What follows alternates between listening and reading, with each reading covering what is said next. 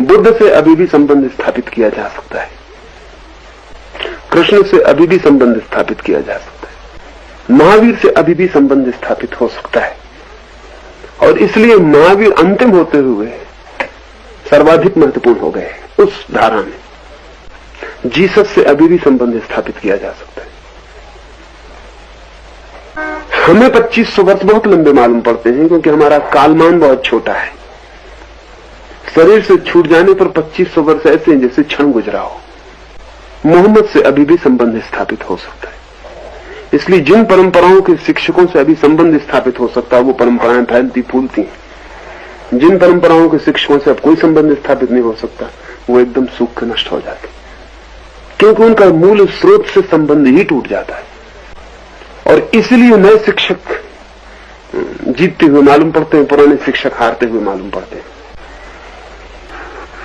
करुणा पीछे भी काम कर सकती है कि कुछ चेतनाओं ने अशरीरी हालत से संदेश भेजे हैं, संबंध स्थापित किए हैं। और जो कल बात छूट गई थी, परसों थोड़ी, मैंने कहा कि मूर्तियों का सबसे पहले प्रयोग पूजा के लिए नहीं किया गया है, उसकी तो पूरी साइंस है। मूर्ति का सबसे पहले प्रयोग अशरीरी आत्माओं से संपर्क स्थापित करने के लिए किया गया है, जैसे महावीर की मूर्ति है। इस मूर्ति पर अगर कोई बहुत देर तक चित्त एकाग्र करे और फिर आंख बंद कर ले तो मूर्ति का निगेटिव आंख में रह जाएगा। जैसे कि हम दरवाजे पर बहुत देर तक देखते रहे फिर आंख बंद कर ले तो दरवाजे का एक निगेटिव, जैसा कि कैमरे की फिल्म पर रह जाता है, वैसा दरवाजे का निगेटिव आंख पर रह जाएगा। और उस निगेटिव पर भी ध्यान अगर केंद्रित किया जाए तो उसके बड़े गहरे परिणाम हैं।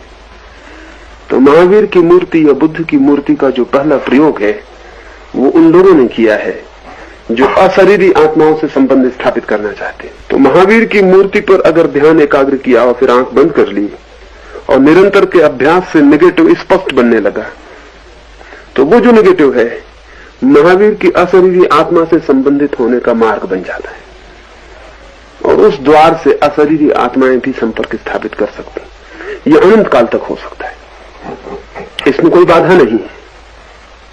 तो मूर्ति पूजा के लिए नहीं है, एक डिवाइस है और बड़ी गहरी डिवाइस है जिसके माध्यम से जिनके शरीर खो गए हैं और जो शरीर ग्रहण नहीं कर सकते हैं उनमें एक खिड़की खोली जा सकती है, उनसे संबंध स्थापित किया जा सकता है। तो फिर रास्ता यह है कि अशरीरी आत्माओं से कोई संबंध खोजा जा सके। अशरीरी आत्माएं भी संबंध खोजने की कोशिश करती हैं और पीछे भी संबंध स्थापित किए जा सकते हैं। तिब्बत चीन के हाथ में चले जाने से जो बड़े से बड़ा नुकसान हुआ है वो भौतिक अर्थों में नहीं नापा जा सकता। वो सबसे बड़ा नुकसान ये हुआ है कि बुद्ध से तिब्बत के लामाओं का प्रतिवर्ष एक दिन निकट संपर्क स्थापित होता रहा था। वो परंपरा को घात पहुंच गया। प्रतिवर्ष बुद्ध पूर्णिमा के दिन 500 विशिष्ट भिक्षु और लामा एक विशेष पर्वत पर मानसरोवर के निकट उपस्थित होते रहे थे। ये अत्यंत सीक्रेट, अत्यंत गुप्त व्यवस्था की और ठीक पूर्णिमा की रात ठीक समय पर बुद्ध का साक्षात्कार 500 व्यक्तियों को निरंतर हजारों वर्षों से होता रहा था। और इसलिए तिब्बत का बौद्ध भिक्षु जितना जीवंत और जितना गहरा था उतना दुनिया का कोई बौद्ध भिक्षु नहीं था, क्योंकि और किसी के जीवित संपर्क नहीं थे बुद्ध से। 1 वर्ष की शर्त पूरी होती रही थी निरंतर, वो बुद्ध पूर्णिमा के दिन। और ये इन दिनों को मनाने का भी कारण ये है कि उन दिनों पर संपर्क आसानी से स्थापित हो सकता है। वे दिन उस चेतना की स्मृति में भी महत्वपूर्ण दिन है और उन महत्वपूर्ण दिनों पर वो ज्यादा करुणा विगलित हो सकती है और वो भी आतुर हो सकती है कि किसी प्यासे से संबंधित हो जाए। तो ऐसा नहीं कि ठीक 500 भिक्षुओं के समक्ष बुद्ध अपने पूरे रूप में ही प्रकट होते रहे थे। ये भी संभव है क्योंकि हमारा ये शरीर गिर जाता है। इससे ही ऐसा मत मान लेना कि हमारे सब शरीर की होने की संभावना गिर जाती है। सूक्ष्म शरीर कभी भी रूपाकार ले सकता है। और अगर बहुत से लोग आकांक्षा करें तो सूक्ष्म शरीर के रूपाकार ले लेने में कठिनाई नहीं है। ऐसा होगा सूक्ष्म शरीर को अगर तलवार उसमें से निकालो तो तलवार निकल जाएगी, कुछ कटेगा नहीं। अत्यंत सूक्ष्म अणुओं का बना हुआ शरीर होगा, मनो अणुओं का ही कहना चाहिए, साइकिक एटम्स का। अब तक विज्ञान तो पहुंच सका है जिन अणुओं पर, वो मेटेरियल एटम्स है, भूत अणु है। लेकिन जिन्होंने और आंतरिक जीवन में खोज की है वे उन अणुओं का भी खबर दिए जिनको साइकिक एटम्स कहना चाहिए, मनो अणु। मनो अणुओं के का भी एक देह है, मनोकाया भी है, एक मेंटल बॉडी जैसी चीज भी है। तो अगर बहुत लोग आकांक्षा करें और एकाग्रचित्त होकर प्रार्थना करें और करुणा शेष रह गई हो किसी चेतना में जिसका शरीर नहीं पकड़ सकती है जो, तो वो मनोदेह में प्रकट हो सकती। सब मूर्तियां बहुत गहरे में उस मनोदेह को प्रकट करने की एक उपाय मात्र है। सब प्रार्थनाएं, सब आकांक्षाएं उस चेतना को विगलित करने के उपाय मात्र है, उससे किसी तरह का संबंध स्थापित हो सके। और ये बहुत इजोटेरिक टेक्निक्स की बात है। तो इसलिए मंदिर मस्जिद में जो सब हो रहा है वो है तो सब कचरा जो हो रहा है अब, लेकिन जो व्यवस्था है पीछे वो बड़ी अर्थपूर्ण है। और उस अर्थपूर्ण व्यवस्था का उपयोग जो जानते हैं वो करते ही रहे और आज भी करते हैं। क्षीण होती जाती है निरंतर वो संभावना कि हमें ख्याल ही मिटते जाते हैं कि हम क्या करें। ऐसा ही है जैसे कि समझें कि तीसरा महायुद्ध हो जाए, दुनिया खत्म हो जाए, कुछ लोग बच जाएं और हमारा ये बिजली का पंखा उनको मिल जाए, तो वो अतीत के संस्मरण की तरह इसे रखे रहें कि पता नहीं ये किस काम का था। लेकिन वो कुछ भी समझ में ना आ सके कि ये हवा भी करता रहा होगा, क्योंकि न उनके पास बिजली का ज्ञान रह जाए, न उनके पास प्लग का ज्ञान रह जाए, न इस पंखे की आंतरिक व्यवस्था को समझने की उनकी अकल रह जाए। तो हो सकता है वो अपने म्यूजियम में इस पंखे को रख ले, कार को रख ले, रेल के इंजन को संभाल के रख ले, और हो सकता है कि पूजा भी करने लगे अतीत के अतीत के स्मरणों की तरह। लेकिन उन्हें कोई पता ना होगा कि रेल का इंजन हजारों लोगों को खींच के भी ले जाता रहा होगा, क्योंकि न पटरियां बचे, न इंजीनियरिंग के शास्त्र बचे, न कोई खबर देने वाला बचे कि कैसे चलता होगा, कैसे क्या होता होगा। क्योंकि कोई भी व्यवस्था हजारों विशेषज्ञों पर निर्भर करती है।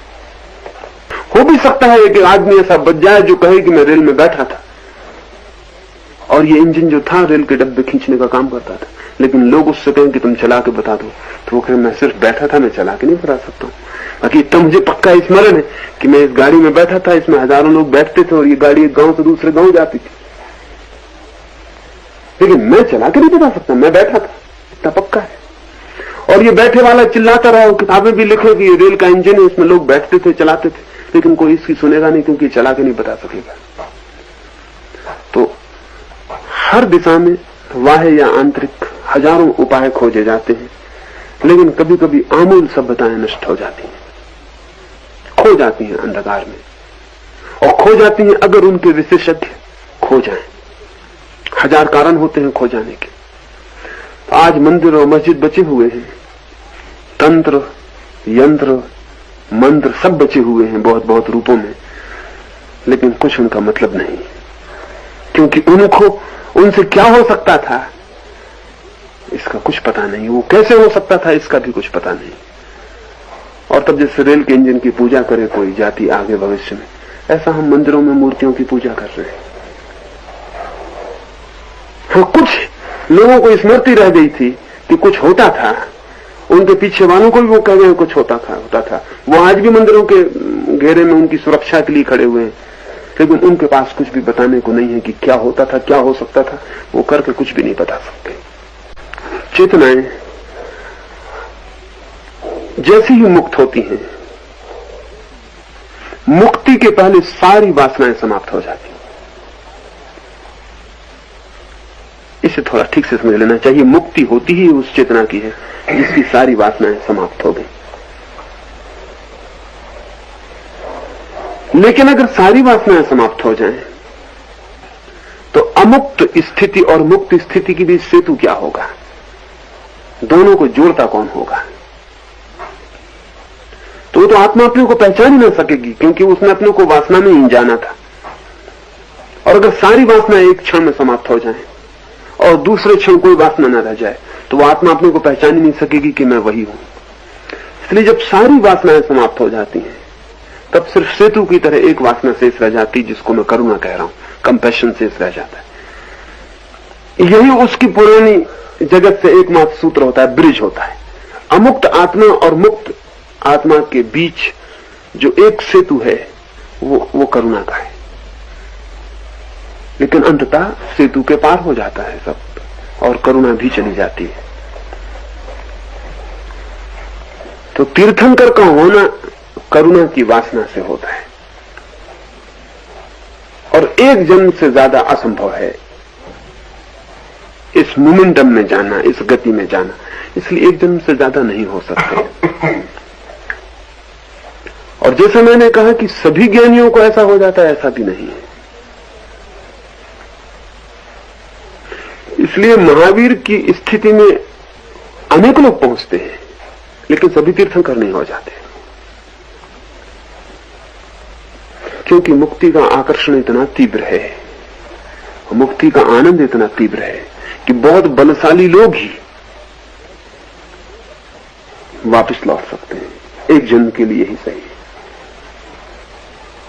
और ये बलशाली लोग एक जन्म में लौटकर इतना इंतजाम कर जाते हैं, पूरा इंतजाम कर जाते हैं, यानी उनके लौटने का प्रयोजन ही ये होता है असली में कि वो पूरा इंतजाम कर जाते हैं कि जब वो शरीर ग्रहण नहीं कर सकेंगे तब उनसे कैसे संबंध स्थापित किया जा सकेगा। अब इसका बहुत व्यवस्था है। इसलिए जैसे समझ लें कि एक पिता है, उसके छोटे छोटे बच्चे हैं और वो लंबी यात्रा पे जा रहा है जहां से वो कभी नहीं लौटेगा, तो अपने बच्चों के लिए इंतजाम कर जाता है सब तरह का। उन्हें कह जाता है कि इस पते पर चिट्ठी लिखना तो मुझे मिल जाएगी। वो घर में अपने चित्र भी छोड़ जाता है कि जब तुम बड़े हो जाओ तो तुम पहचानना कि मैं ऐसा था। वो उन बच्चों के लिए स्मृति भी छोड़ जाता है, तुम जब बड़े हो जाओ तो जो मैं तुमसे कहना चाहता था वो इसमें लिखा है, वो तुम समझ लेना। और जब भी मुझसे संबंध स्थापित करना चाहो तो ये मेरा फोन नंबर होगा, इस विशेष फोन नंबर पर तुम मुझसे संपर्क स्थापित कर सकोगे। मैं नहीं लौट सकूंगा, अब लौटना असंभव है। तो प्रत्येक करुणापूर्ण शिक्षक एक बार लौट के सारा इंतजाम कर जाता है कि पीछे उससे कैसे संबंध स्थापित किए जा सकेंगे। जब शरीर खो जाएगा तो उसका कोड नंबर क्या होगा। जिस विशेष मनस्थिति में जिस मनुष्य विशेष कोड नंबर पर उससे संपर्क स्थापित हो जाएगा। सारे धर्मों के विशेष मंत्र कोड नंबर है, जिन मंत्रों के निरंतर उच्चारण से ध्यानपूर्वक चित्त एक विशेष ट्यूनिंग को उपलब्ध होता है और उस ट्यूनिंग में विशेष शिक्षकों से संबंध स्थापित हो सकते हैं।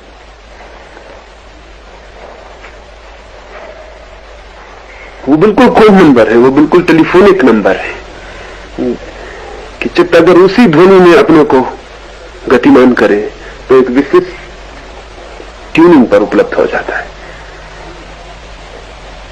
और वो कोड नंबर किसी एक शिक्षक का ही है, वो दूसरे के लिए काम में नहीं आ सकता, दूसरे के लिए वो उपयोगी नहीं है। और इसलिए इन कोड नंबरों को अत्यंत गुप्त रखने की व्यवस्था की गई, इसलिए चुपचाप अत्यंत गुप्तता में ही वे दिए जाते हैं।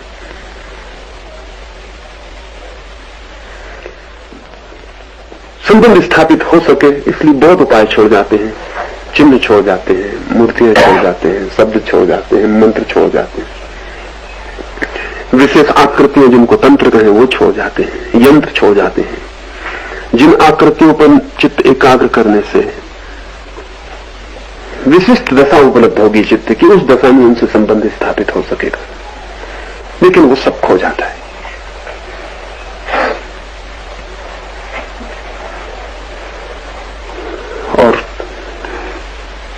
और धीरे धीरे धीरे धीरे उनसे संपर्क स्थापित होना बंद होता चला जाता है। तो जब उनसे पूरा संपर्क टूट जाता है तब उनके पास कोई उपाय नहीं रह जाता है और तब वैसे शिक्षक धीरे धीरे खो जाते हैं, विलीन हो जाते हैं। ऐसे अनंत शिक्षक मनुष्य जाति में पैदा हुए हैं।